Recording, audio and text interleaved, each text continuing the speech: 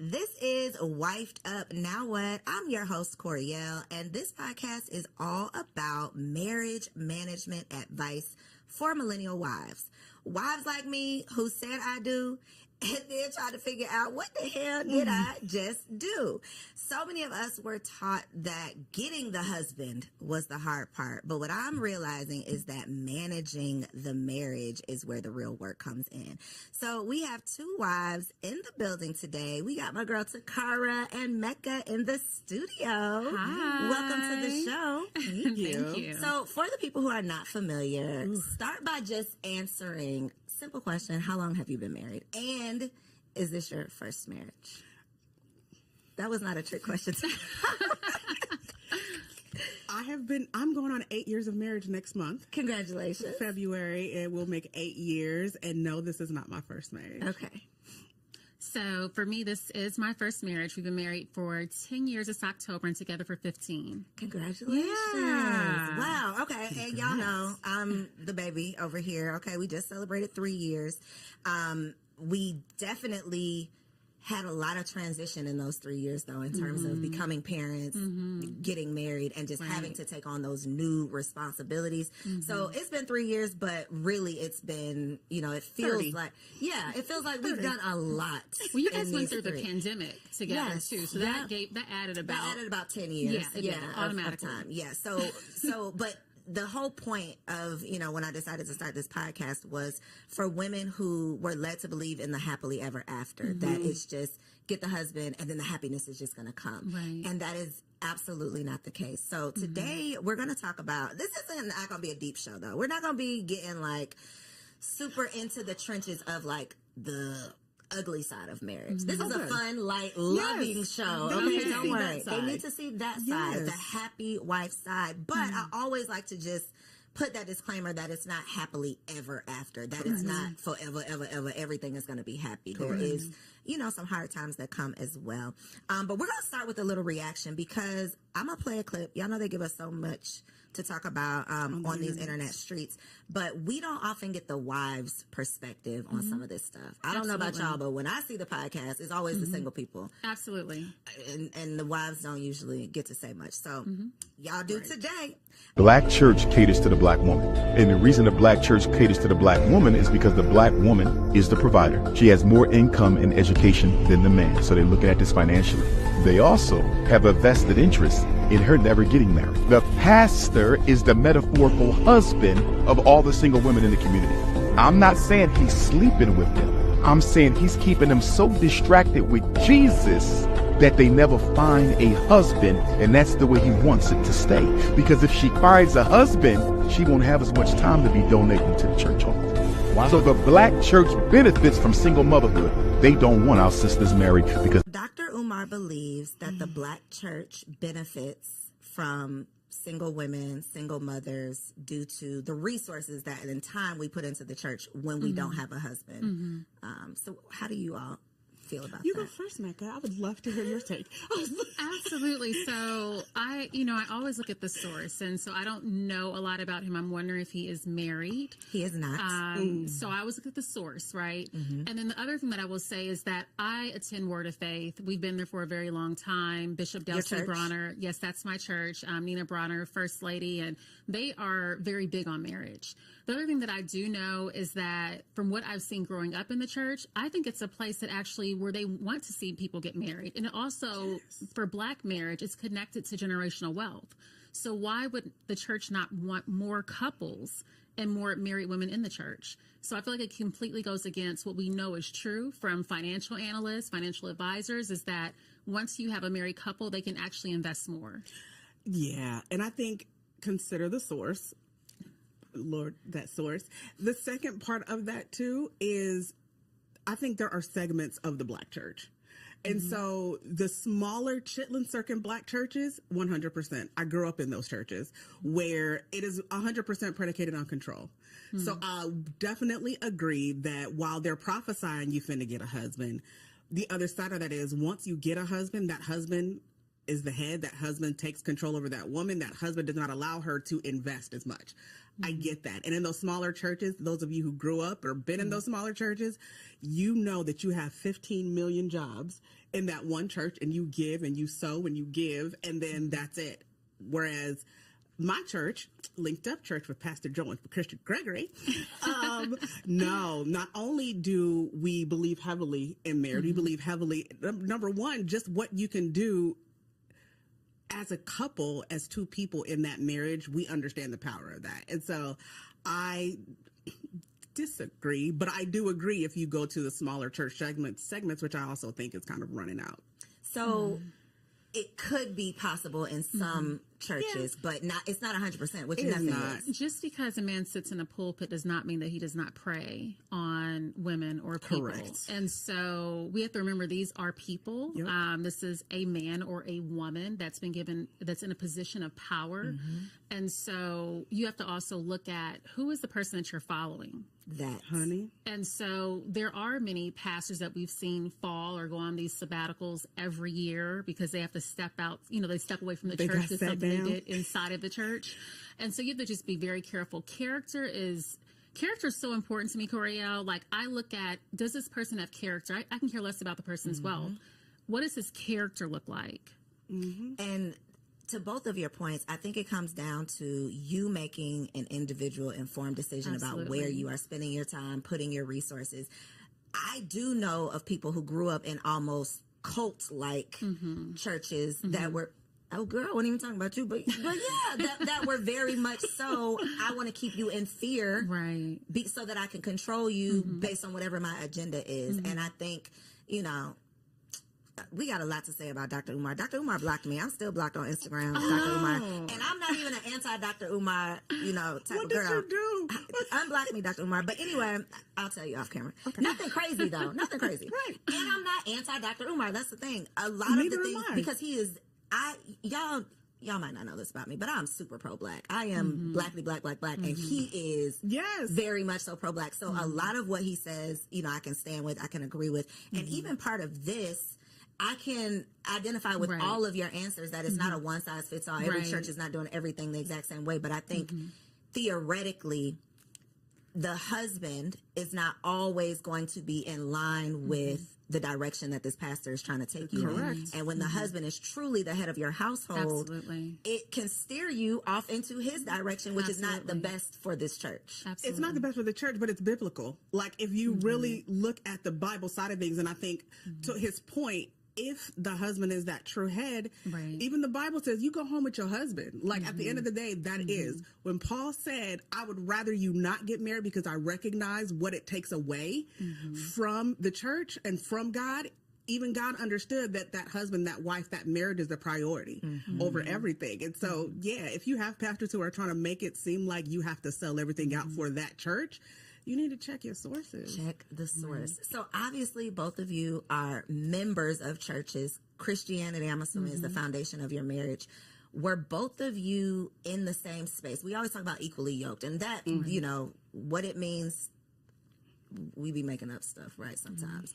But in terms of you all being on the same wavelength, I'll just say that, going in the same direction as your spouses, were you all already on the same page, or have you all grown together in your relationship with religion? Sure. So I would say that Alduin and I were on the same page. I prayed very specific, purposeful, passionate prayers for him. Like, to the point, honestly, Coriel, there were nights where, as a single woman, I would literally fall asleep sometimes praying on the side of the bed because my husband was so important to me. And I prayed about even his day, the day that I wanted him to have, because I was speaking him into existence as well. And so when Alduin came into my life, I said, yes, this is not a man that I have to lead into the church. A guy that I'm dating that is not as strong with his faith walk as I am. Because I'd done that before. And I wanted someone that could teach me some things. And as you know, my husband's not only a psychologist, but now he's a minister, which actually happened in the marriage. And that was different because he came to me and said, I think I want to, basically pursue and go into ministry and become a minister, licensed ordained minister. And you have to be a part of the interviewing process. And I was like, I'm a first lady. I got to be the first what's lady. happening? I said, they have to be okay with all of this leopard. They have to be okay with this stuff too, right? Because the fullness of you. I still have to be who I am as a person. And so we were even on the same page with that. I'm going to say no. Okay. I'm going to say no, only because I grew up in the church under the pew. When Kenyon and I came to each other, I was like, I believed in God, but I was done with the church. And I was done with everything that the church had took me through, to be honest with you. Church hurt is a real thing. The church hurt, and then having been married to a pastor. So let's talk about that a little bit. Not really. I don't want to talk about it. But when you consider that, like, you prayed for your husband, my husband had to pray me off the floor. You understand? Like, it was a situation where I was done, and then I didn't even want to get married again. And so we were together, we were kicking it. He lived in Ohio, I lived here in Georgia. He would come visit, I would go visit or whatever. And the only reason why we got married was, I tell people, he made me. He was just like, you have to marry me. If you don't marry me, I will not be with you, because I do not want God mad at me. And he was just like, I cannot take God being mad at me. So if you're going to be with me, you're going to have to marry me. And I was like, all right, let's do it. But you know, the funny thing is that actually goes to the point where it's like men know what they want. Yes. When single women even ask me, like, does he like me? Is it if I don't know what we're doing? I'm like, men know. And he's going to communicate the fact that he wants you, and he will pursue you. Honey, that's it. Yeah, he's going to come carry you down that aisle if he gets to. Drug me. So, to your point, if you have to ask the question, then you already know the answer. So one of the questions that came up on one of my, y'all know I host a million podcasts, but one of the questions that came up on another podcast that was like kind of controversial, me and my co-host completely disagreed, and I got to get y'all's take on it. And it is this concept of having your own stash. Now, I'm not going to say secret stash, but how do you feel? What is your perspective on a woman in a marriage having a stash of money to the side? So this actually came up. And my husband was surprised. We actually, 2 years into our marriage, we actually met with a financial advisor, sat down, went over all the numbers. He's like, wow, I didn't know you made that much.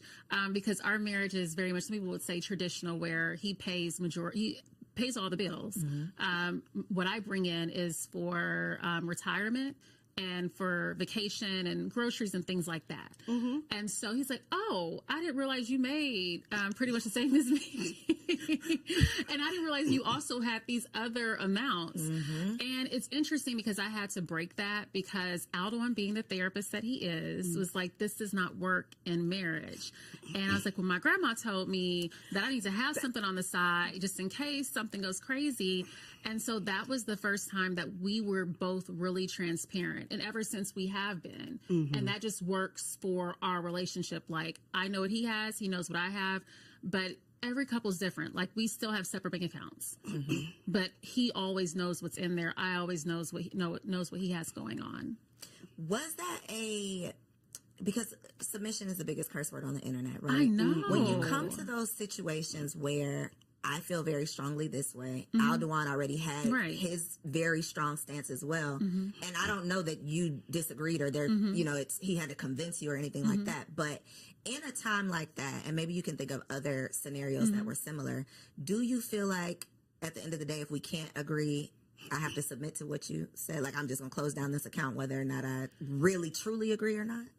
We typically bring in an outside person. We have a therapist. So the therapist has a therapist, and that was a requirement for me with us getting married. So we have our own therapist. And so, yeah, there's been times that we haven't agreed. Anyone who has followed like our story knows that I wanted to expand our family. We have a blended household. He was like, I'm good. We had this one additional child together. I was like, no, I need to have another baby, because I will birth a nation. You know, I was willing to birth a nation for this man. Her name is Mecca, and she is birthing it all.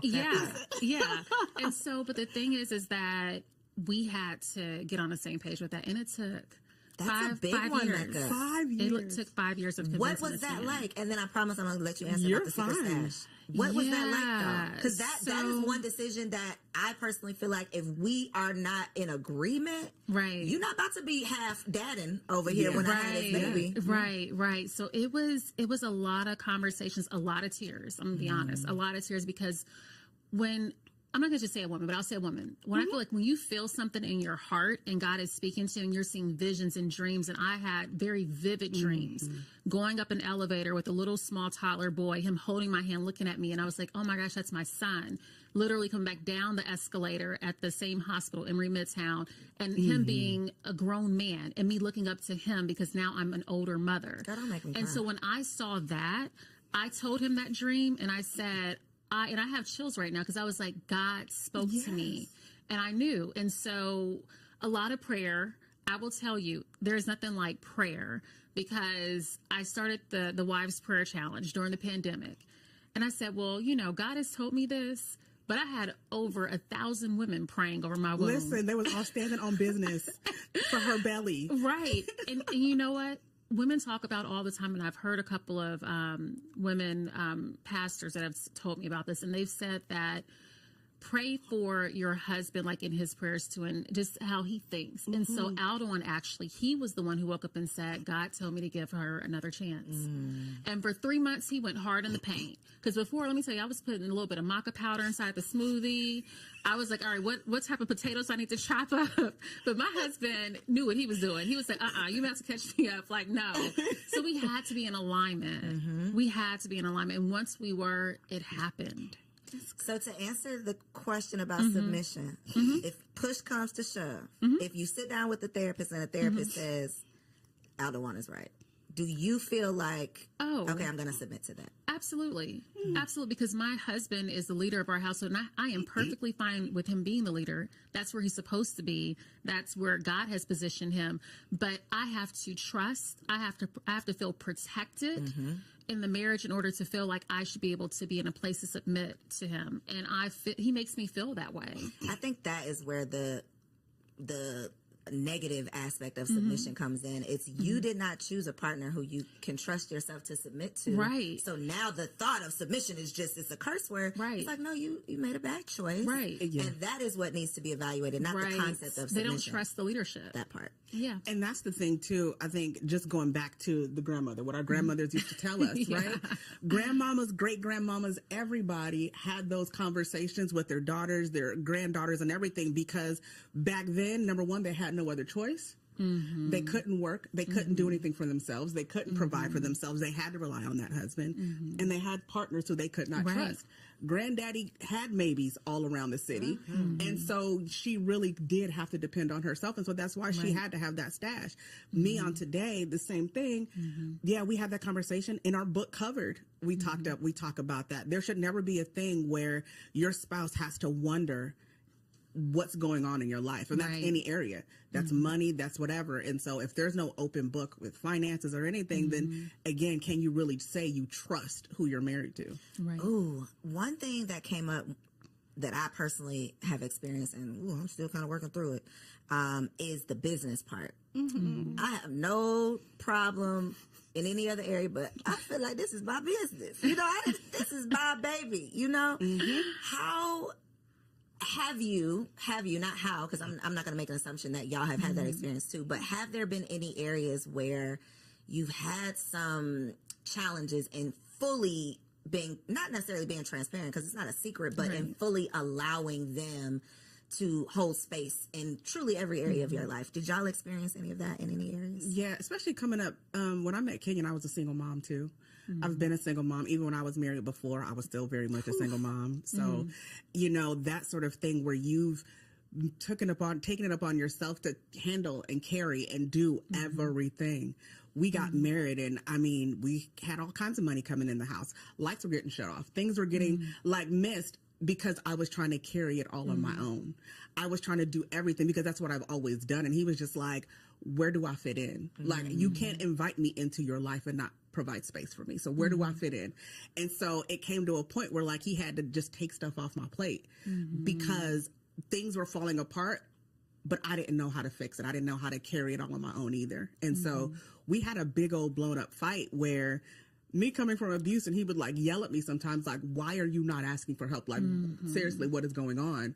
And he's just like, I feel like you don't have any room for me here. So what do we have to do? And so we literally knocked down, drag out fight where we had to lay down little things. Babe, okay, here are all the bills, do all this. You take care of all of that because I can't, if my brain is over here, I can't have space for it over here. You take that. And so we had to work through every little detail of my life to give him space, and then for him to help me feel safe in that space because it wasn't always easy. That is big. Again, yeah, I just be really host this podcast specifically for myself because I just be like, girl, I'm trying to be wifey for life. You help me over here. One thing that made me think of though, and I, was not a single mom, but I got married later. So I had this independence. I was already not stuck in my ways, but I had been accustomed to doing things the way I've been doing them. Right. And handling all of the things, not having someone to ask to do this or do that. And my dad came to visit. The last time he came to visit, I had not went and got soap for the guest bathroom. And so my husband came downstairs and he's like, you ain't even getting no soap.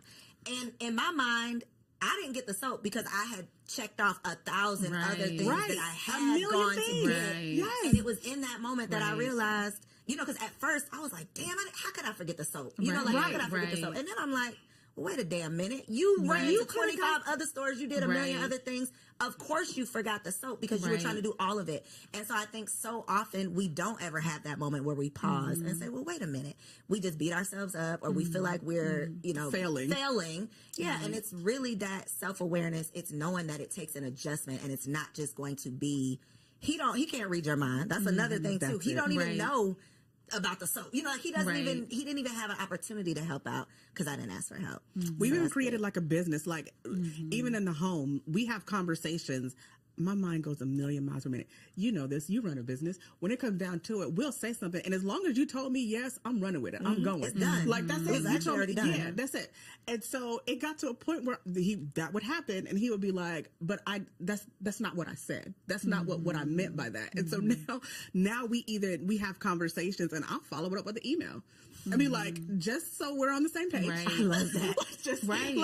And literally, that's the only way we can stay on the same page is because I hear go, he hears, okay, well, let's have another conversation. Right. Or things like that. And so we have literally emails, business conversations about just like the household. Here's what we said. Here's what's going next. If you your disagree, marriage is your business. Yeah. I love that. That is a marriage management tip. Treating your marriage like a business, not in being transactional, but in the seriousness. I respect this marriage so much. I value our growth so much that I'm going to over communicate. I'm going to officially communicate. I'm going to send your ass an email so that I can be sure that we're on the same page because it's that serious. It really, even the small little things can turn into big things if they're not handled. What's one of your marriage management tips? I know you got a lot of them because this is like what you do. You don't just do it for yourself, but you help assist other couples as well. Yeah, so I would say just being considerate and also compromising. Like the 2 big C's are the main reasons why I see through the Ring Formula coaching program for single women that we have together. What's it called? The Ring Formula. The Ring Formula? Girl, you have to say that slow. Yes, the Ring Formula. But that's the 2 things that I see a lot of business boss ladies where they just don't have it. They're not being considerate. They're not compromising. But within the marriage, I remember there were 2 different times. One time, we launched A Weekend for Love, which is our marriage retreat for couples. We launched that 5 years ago. We've helped hundreds of couples. It's one of the largest luxury marriage retreats. But with that, it's like he told me it can never be in a place where you're struggling and I'm living in a place of abundance. Like, how is that possible? But that can happen when you're not on the same page. And that's what happened because I was investing all, even my own personal money, sponsorships. We had a sponsor that pulled out and I was just like, I'm just going to make it work. And he was like, no, like you're over here struggling, but I'm out buying a new suit. I'm drowning. How does that make sense? I could toss you a life jacket. Right. Yeah. But I didn't know how to ask for help. And we've got into these deep discussions, arguments, conflict, whatever you want to say, right? Deep discussions where he has said to me, don't work around me. I'm like, but I was just like making sure the kids are with the parents and I wanted to make sure that it was easier for you. Girl. So I just did it. And he was like, you didn't even give me the opportunity to help you. I didn't even know that you needed help with the kids so that you can cover this and do this and this and that because you didn't even say anything. And so the get it done mentality, I'm just going to do it because I've been doing, I ran all these businesses, I've been able to get it done. Get out of my life, Mecca. It does not work. Right. It does not work. It's not sustainable. It's not sustainable. It's not. And if for all the women that want this alpha man, it certainly does not work with the alpha man. He ain't Girl, gonna have we it. be saying we want an alpha, but a lot of y'all are really compatible with a beta. You really want a Especially beta. these boss women. You don't want an alpha male. don't. You really don't. Because as soon as they tell you to sit down somewhere, you ain't gonna know what to do with yourself. You want an alpha, you're attracted to an alpha, Yes. but you're truly compatible with a beta. Right. Is the truth, and nobody Right. wants to hear that. But I think it's so true. And to your point about the compromising, that is very tough when you are used to being in control. Yes. Of the outcome, because as a single woman, especially when we're talking about business and things like that, you can work real hard and make it happen. Right. In your marriage, you can work real hard all day, but you can't make anything happen. Right. How have you had to compromise without losing yourself? Because you don't want to compromise to the point where you've put your needs and wants and desires on the back burner, and now you're going to be resentful towards this man eventually because you've compromised yourself out of what you really want. But there has to be some type of balance. I don't know that I found it yet, to be completely honest with you. And I'll say only because when Kenyon and I started Ask the Martins and everything back in the day, we started it right after we got married. And it was completely by accident. And when we did that, I was supposed to be, I keep saying this, I was supposed to be behind the scenes. I was supposed to be your producer, your marketer, your publicist. I was supposed to be doing all of that stuff. I was never supposed to be on camera with him. And so what happened as we took that on, especially as a marketer, you have to take on that personality of whatever brand that you're working with. And so the marriage became the brand became the marriage, and that essentially became me. But meanwhile, for 8 years, I've been the writer. I've been, had books in me. I've been had things in me, but I've put everything on, Ask the Martins. And so over this last year has been extremely challenging for us because I did write my first romance novel. I did release, a bunch of different fiction things that I've been working on. And he was like looking around like, okay, what the hell you think you're doing? Like, where do you think you're going? Like, this was What's that all about? Like, and so we had to have some very, what did you call it? Those Deep discussions. Deep discussions about really me finding my voice and discovering who I am on this side of things now, because he hasn't even seen another side of me other than that. And so it's been a good, big journey of, okay, so this is who you are now. And he's had to then usher me through my imposter syndrome, my anxiety and everything, because now I am stepping from us outside of him. And then what does that look like? And how am I supposed to feel? So I'm still learning who I am outside of that. My identity. But I think the trick, even in this journey over this past year, is having a partner that says, I'm going to invite you to be yourself and receive you being whoever it is that you're becoming in this season. Instead because of being threatened by it. Yes, exactly. Especially when the other option is you all together. Yeah. And that could be a threat to his identity, you finding your identity. Correct. So I love that. Yeah. Choosing the right partner is what it comes down to. Everything. What about you, Mecca? So the first 2 years of the marriage, I will say that I lost myself. And so I would say I did compromise myself, but it wasn't anything that he did to me or said, you need to change this. No, we be doing it to ourselves. We do it to ourselves. And I thought I would be a little bit of Claire Huxtable, a little bit of my mom, a little bit of my favorite aunts, and bring that into the marriage. And then I woke up one day through going to my own therapist, and I was like, I don't even know who this person is. And Aldewan was like, I don't even know who you're becoming. What are you doing? What are you doing exactly? Because we had our own separate brands, in the city, the things that I was doing with the health and wellness programs for women. And, he has his book, The Ring Formula, doing all of that, speaking engagements. We had two separate identities. And for some reason, and I talked to my therapist about this, I think with being with an alpha man that has a big presence when he walks in the room, even though I was this big presence on my own, it was something that happened when I got married, that it's almost like I became a little bit of the shadow. Yes. And that was never the space that I played in. Not even when he met me and he was like, I was attracted to that person. So who is this new person that you've made up that's kind of to the side? That you made up. Yeah. And so I had to rediscover myself as a wife and say, no, like the things that most attracted him to me as a person, why would I hide that or dim my light? And he is not the one responsible. I am the one that's responsible for doing that. Ooh, that part, the self-awareness. That's good. Marriage is truly a mirror. It is going to show you all of the ugly, whatever. It might not be ugly. Whatever it actually is, it's going to show you that. And so many of us are not ready for it. We're not prepared.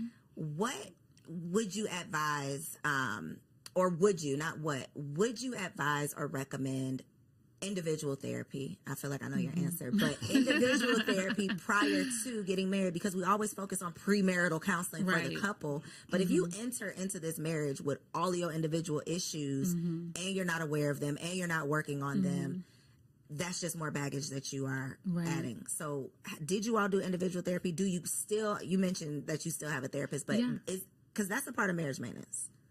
Yeah, so I do have my own therapist. Like we have Dr. Kenny Felix, who is our marriage therapist. And then I also have my own individual therapist that I go to, which was hard in itself because it had to be someone that Aldewan didn't know, that wasn't a friend. So that like narrowed down my options. But I have someone who's amazing, and I've been with her for a long time. But no, I had to do my own self-work first before going into the marriage. And then we also had the premarital counseling. But I'm a huge advocate of it. You know, women walk around, and I thought about this earlier today, Coriel, that there are so many women even that say it is hard for me to lean into my femininity when I have to carry the weight of the world by myself every day. I would love companionship. I would love just a little bit of a lift. A soft space to And land. the soft space is hard for them to get into. And if you think about everything that they're carrying, it makes total sense. You know, and so I say that to say that I'm a huge advocate of women having their own therapist, because, sis, you have to talk to someone, and you have to talk to someone that is an expert and not someone that's just your girlfriend, because your girlfriend who's not married can't give you marriage advice. Go to the expert. Please. So you, go ahead. I was going to say, sometimes the expert is not always the pastor. I'm going to just put that out there. Put that out there, too. It's not always the pastor. It's not always. So I'm going to come back, but I want to ask about you losing your identity when you became a mother. We're here to talk about Wifed Up Now What, but what you described as your first 2 years of marriage immediately put me back into becoming a mother. Yeah. Because that's a whole nother identity. That's a whole nother, I've lost myself. Who am I? What is going on? How was that transition, and what was the impact of not becoming parents, because you already had a bonus baby, right? Yes. But what was the impact of you all having a child together? What was that impact on your marriage? Listen, with Trinity Tart, I didn't miss a step. That is our daughter that we had together. Like you said, we have a blended family. I didn't miss a step. I was back to, med device sales, speaking engagements, the ring formula with Aldewan. I was back to all the things. My workout, you saw I was doing the lunges with the baby strap on, everything. Christian's heart, that boy. It's always that boy. Yeah. So that actually has been the hardest. Like, my husband was like, you were losing yourself inside of him. Like, he was, even with breastfeeding, I breastfed him for 18 months. For Trinity, it was a year. And I knew that it was a moment when Christian walked up with a chip from, we had taco night, and literally walked up and went like this. Not dipping the chip. That's when I said, okay, it's time. It's time. If he can eat a chip and he's thinking he'll have a little dibble dab or something, it's time. But my husband was like, Mecca, you need to really stop breastfeeding for yourself, because as you know, with breastfeeding, you're connected. Yeah. I got to rush home. I got to get home. I got to do this. It's like, and so he's like, for your own separation, so that you can reclaim yourself. He was like, babe, I really need you to think about not breastfeeding anymore. And that was at the 18-month mark. And I cried about it and all of that, because it's, emotional. But yeah, I lost myself. And I will say, he's 2. He just turned 2. I am just now getting back to myself, Coriel. I had never had anyone take me for a spin like that. But this boy, these children, boy, he did it. They will pull something out of you. Can't nobody play in your face like your child. Yeah, it's the most selfless I have been. And I love motherhood. I'm enjoying it, but it was like I was doing things at the sacrifice of myself a lot with him. And my husband called out first. I was like, no, I'm not, being defensive. No, I know I wasn't, like, I'm still doing my things. I'm still working out, Meanwhile, I'm like drowning. I'm exhausted. I'm not making any time for myself. So yeah, I'm just literally getting back to it. And so sometimes it also takes longer. So if that's you, sometimes it takes longer, and that is okay. You have to appreciate the differences that happen with each child, or maybe it's your first. Yeah. Which question? Well, I can move on. We got a new question because I really want to get into the fact that we all have amazing husbands. Let's go there. Let's go there. Because Valentine's Day is right around the corner. And even though we don't have to subscribe to these commercial holidays, Valentine's Day can be every day. Yes. But one of the things that I don't think we talk about enough is appreciating good partners. So having husbands that we all appreciate, we can complain all day, but we're not going to use our time to do that. What are some of the ways that you enjoy showing appreciation for your husband? We got to give the wives some tips. Okay. I think, and you correct me if I'm wrong, both of you with husbands, I think for men, a big part of their love language, I don't care who they are, is that words of affirmation. And it's easier for me because me and Kenyon literally live day in, day out together. Like, we're in the house together all day, every day. And so that's just us. But I think there's something to be said about people who also appreciate the journey of where they've come from. Because when we're in the house together all day, every day, I love you. Hey, thank you for doing that. Oh my God, I love you. Give me a hug. Like, we hug. We don't sleep in the same bedroom, but we get up and hug every morning. Pause. Flag on the play.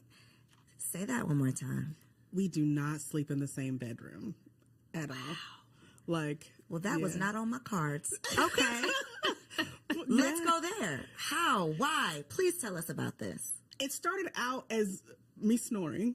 Okay. And so that's how it started. But we have very different rhythms in how we move about our day and how we wake up or whatever. And so he has his room. I have mine. I wake up. Most mornings I'm up by 3:30, 4 a.m. Wow. So, and he's not up probably until about 7. So when that happens, I'm up, I'm moving around. By that time, I've gotten a walk in sometimes, or, I've gotten my work done. I have a very specific schedule. And if he's there, sometimes he'll try to hold me back and pull me back into bed. And I'm like, okay, no, but I got things to do.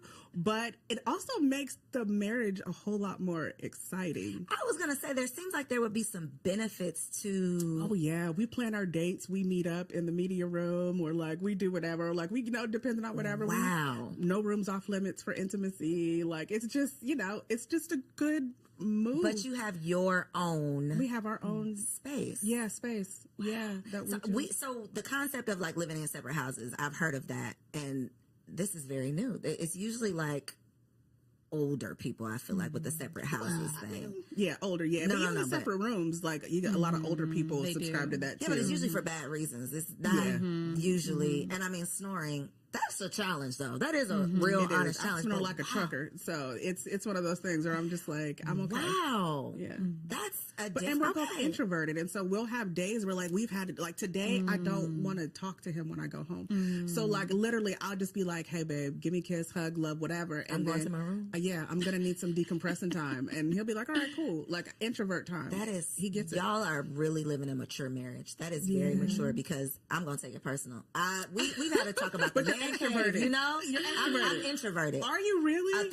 Yes. Really? I can do this, and then I'm going to run out the door and put my head down when the cameras go off.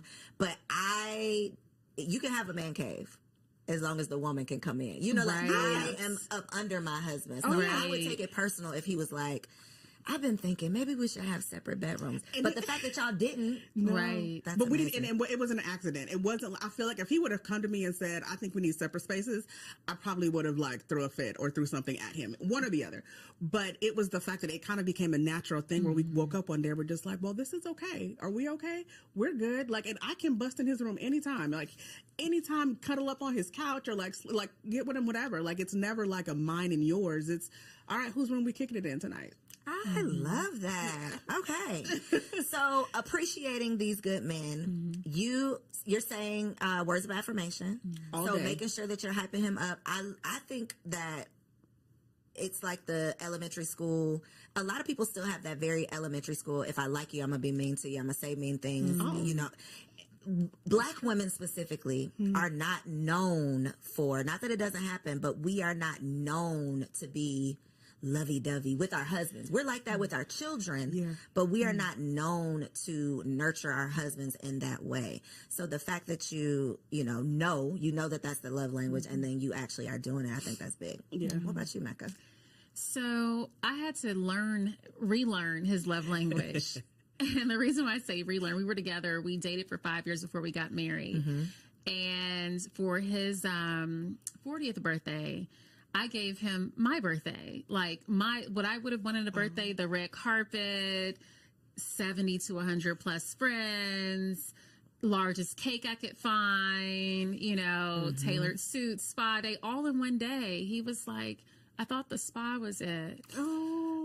We got to go somewhere else. I was like, yeah, I have dinner set up. He's like, well, cancel reservations. I was like, no, but our parents are going to be there. And he said, oh, tell them I'm just not feeling well. Like the spa's great. I'm just going to stay in bed. I said, no, it's actually more than your parents, like a few more people. He was like, how many more people? I said, a few more. Girl, I had a whole surprise party, photographer. Yeah, so it took some time, you know, for 5 years before I actually said, okay, that's my love language, the gifts, you know, that is not his. He is words of affirmation. He is also someone who likes physical touch, which I knew that about him.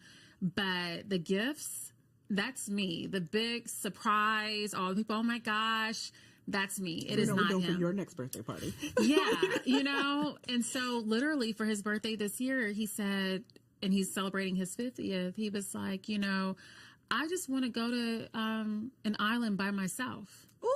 That's what. Were you offended by that? No, because he's been saying that for a long time. Like, he just wants to take a vacation by himself. And as you know, with Aldoan being a therapist, he is talking all day, every day. Processing other people's stuff. All day, every day. So literally I can see him like floating in the pool and him being so happy because that's what he wants. And so you have to celebrate people the way that they like to be celebrated. I've heard married women say to me, if my husband gets me another red bottom or purse, I'm going to scream. Because their husbands are into that. They are not. They actually would like more physical touch. They would like words of affirmation. They would like for their husbands to be present. But he's going to buy them a gift to just pacify it. So you surely have to know your husband's love language. Loving them in their language versus wanting them to speak your language. Right. You know, he has to love you in your way, but you can't love him in your way. Right. You have to love him his way. Right. I love that. Very mature answers. That's why we got this 10 years of wisdom. Okay. I want to get into wifey keeping it spicy though, because Valentine's again is right around the corner. This is my subject. I know. I was about to say, I know Takara is ready for this one. Okay. But what is your way, you as a wifey, keep it spicy? First of all, as a romance writer, I feel like this is my bag. Come on, I need to read one of your books. Baby. Next one's coming out next month. Oh, definitely. Okay. We'll link it below. It's one of those things where, yeah, you have the healthy imagination. And here's the thing, for me personally, I did not get invited into my sexuality, I think, until I was close to 40. So it was one of those things where, like, growing up in the church, sexuality is hidden from a lot of us. And so I entered into this relationship with him from a spicy perspective and just like, hey, I mean, show me some things. And so it just came down to it where now I invite him to, we continue to learn and teach each other, and we have sex days. And so sex days or dates? Okay. Dates. Like, yeah. And so that's what I'm saying. Like the separate bedroom thing is cool because like we'll be flirting throughout the day. Like tonight, don't forget what you told me. I can't wait. And so we flirt. We, sext. We like everything just to make sure that we're keeping everything together and spicy. Because, I'm 41, he's 50. Like there's only a small window before stuff ain't going to be working no more. So I'm just like, listen, let's just get this in. And so we are very intentional about that, and I'm intentional in terms of like coming on to him so he doesn't feel like he always has to be the initiator. What does that look like from a woman? That like a walking up, you rubbing his head or something? Oh, it could be as simple as, I mean, you know, we've been married, as simple as, hey, I showered. Or it could be as complex as, again, me sending him a spicy message, or like him walking by and me grabbing him and just being like, you know, hey, you want to take a long lunch, you know, or you want, you know, whatever. And so again, it's easier because we work in the home together. But yeah, I'm just healthy imagination and try some new things. Yeah, everything that you thought you were going to be doing and imagining when you were dating him, keep doing that in the marriage, because they want to know that you fantasize about them. They want to know that you still think about them. And I literally thank God every day that my desire is to my husband. Like, I don't want somebody else. Like, that's mine, and I get it. That is one of the leading causes of infidelity, is I don't feel like my wife wants me, but homegirl over here is hyping me up all the time. So words of affirmation, it come even that small, and just be nasty. Encouragement. Oh, and be nasty. Okay, I'm serious. Just be nasty. I'm serious. They listen. They will watch a lot less porn if you just kind of explored some things with them. Just get nasty. Oh God, I don't know why I be having these conversations, because my husband watches these episodes and he be like, you know, she said you didn't need to get nasty. Becca, what you got? What y'all be doing over there? What's your thing? So I love like the phrase "keep it spicy, wifey." Like, I just love that, because I feel like that's so important. And if Aldwin, if he were sitting here, he would say that he would talk about how couples' desires change every 90 days. That is a real thing, which is why you have to be careful of what you watch and what you see, because you're like, oh, or it might actually introduce some great things that you just never know. So with us, I will tell you what we like to do are sexcations. So that just allows for us to be away from the kids. It allows for me to tap in to my inner sex kitten and be available to him, because I'm not the mother. I'm not the medical device rep. I'm not doing the ring formula or Weekend for Love. It is truly, I'm able to just be present, to be his girlfriend.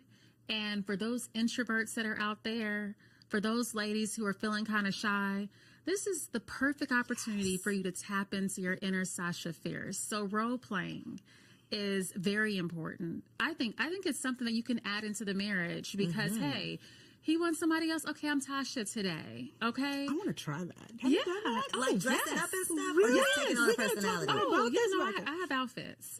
But yeah, I think it's important. I think it's really important. So listen, I want to try that vacation. Are y'all saying, is it just a vacation, but then y'all are intentional about having sex? We or are y'all saying, baby, are. we're having a sexcation this week, and It is a vacation that we're intentional about having sex, and because we know of it, like how important it is for us, like even our marriage retreat or Weekend for Love, we factor that in. Like, we talk about intimacy, because one of the number one things that comes up amongst couples when you have them separated in our like men's only session, women's only session, is that there are mismatches when it comes to intimacy. Yes, there Sexual are. He wants it more. Yep. He wants it less, or he wants it more. She wants it less.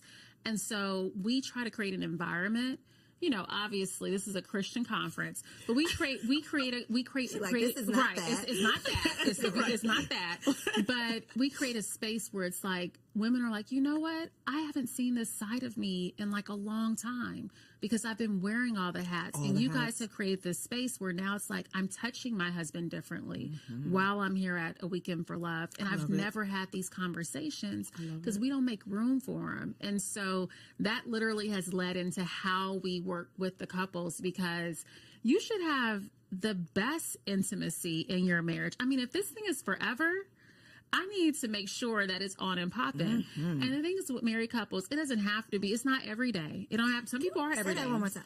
Some people are every day. You said sex dates, so that means not every day, right? It depends. Every 90 days, so things change. Sometimes yes, sometimes no. Yeah, so it's like, and I have talked to one married woman where she's like, he wants it every day. I said, your husband has a very high sex drive. You know, and it was a lot for her. She's like, I have to get myself up to every day. Wow.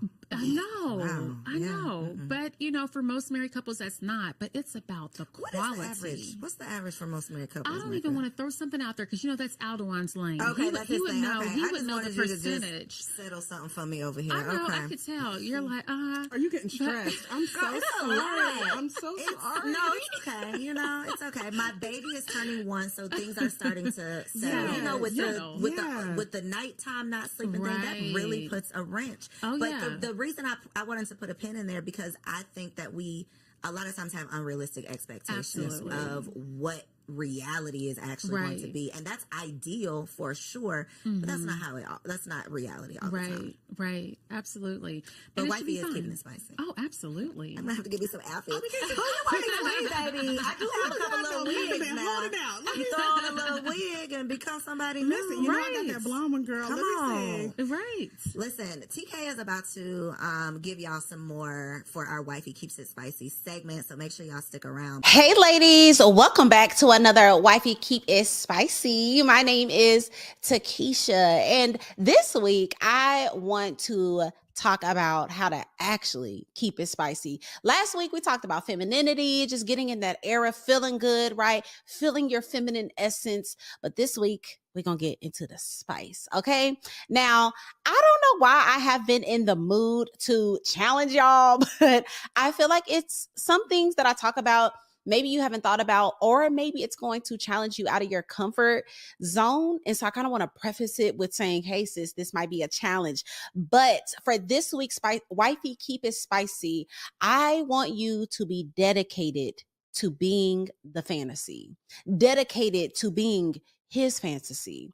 And the easiest way that we can slip up out of slip into going into everyday marital, this my boo, turnover, boring sex is that we forget to be dedicated to it because we keep doing the same thing. Now, listen to me, as a wife that is about to be with her man for almost 9 years in August, married 8 years in September, doing the same thing gets the thing done. Okay. Like a lot of times we're okay with that. But I always want you to keep him on his toes, keep him snatched up and obsessed with you. And we do this by being spontaneous. So let's dive into today how we can be dedicated to being the fantasy. This week, I want to challenge you to go ahead and take a trip. Go ahead and take a trip to that sex store. But we're not just going to go to the sex store. We are going to plan a date night. Yes, us ladies. We're going to plan the date night, and we're going to take our man to the sex store. And what I want you to do when you get into the sex store, I just want you to take your time and explore. And I think that this is so beneficial, especially if you are new in your marriage, because maybe you have not explored all the options or all of the desires or all of the things that your man possibly might be open to. So just walk around, get cute. Maybe you going in and you got your mindset on, you know what? In order to be dedicated to this fantasy, I'm gonna go ahead and give me some stripper heels, okay? Y'all know the thick platform 12-inch heels. Go get you some stripper heels, right? Or maybe you're getting a new toy that maybe you didn't know your man was open to, or maybe we're getting some position cards and we're going to get dedicated to pulling one out once a month or once every week or whatever the case may be. Just explore and look at the stuff, y'all. It's some wild things in there, and just begin to get comfortable with the conversation and have that vibe about you. Like, hey, let's do it. Whatever it is, I want to do something new tonight, daddy. Whatever you have been holding back, are you open to me dancing for you tonight? Well, let's get these heels. And so I want you to be dedicated to being his fantasy. And in order to do that, sis, you got to be open to pulling something new out of the bag. Okay. So yes, we've been used to doing it this way, but this week we're going to do it this way. Tonight, I'm going to do something new for you. And it is up to you to plan it. So don't be afraid. Go to your local sex store. Go ahead and pick out a new toy, get those deck of cards, whatever it is that you and your man are comfortable with. I want you to open that conversation up again, even if you've already had it, like, hey, I want to spice it up, because here we keeps it spicy. Okay. So that is my tip for this week. I would love to hear your comments down below. Let me know. Are you going to go to the sex store, sis? You already kind of know what you're going to get. Are you going to actually do the challenge? I promise it's going to make your marriage lit. Comment down below. Let me know what you think. Before I let these amazing ladies go, both of them have resources that you probably need. So look in that camera right there and let them know what you got going on, where they can find you online, and how they can follow you on social media. Absolutely. So I am Takara Martin, one half of Ask the Martins. I think for the sake of this, hit us up on askthemartins.com, askthemartins.com, and that's where we are everywhere on social. Romance stuff coming soon. Just keep it tuned. Wink, wink. All right. Thanks for having me. Mecca Tart. And you can find me on Instagram at Mecca More Tart. That's MECCA like the city, and more 2 O's MORETARTT. I would love to see you all at a Weekend for Love this year. It's going to be amazing. We always sell out. We are going to Cabo. And if you are single and you are watching this because you want the ring, my husband and I, Dr. Aldewan Tart, and myself, we do coaching with many women all over the world. And you can go to the ring formula because we want you to be intentional. We don't want you to be single next year. It's time for you to get the ring. Come on, theringformula.com. Yep. Mm-hmm. All right. We will make sure we link all of those resources below. Thank you so much for tuning in to this week's episode of Wifed Up Now What. Make sure you subscribe to the channel, hit that like button, share this episode with a friend, and if you happen to be listening on Apple or Spotify, leave your girl a 5-star review. I'll catch you on the next episode.